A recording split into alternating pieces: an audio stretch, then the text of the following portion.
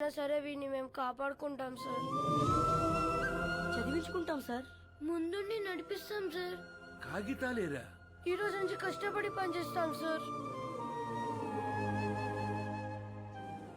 సరే, అనాథలు అంటున్నారు కదా, ఈ రోజు నుంచి ఆ షెడ్ లో ఉండండి. ఇప్పటి వరకు వీళ్ల బ్రతుకు ఓ ప్రశ్న, వీళ్ల జీవితంలోకి వీడి రాకే ఓ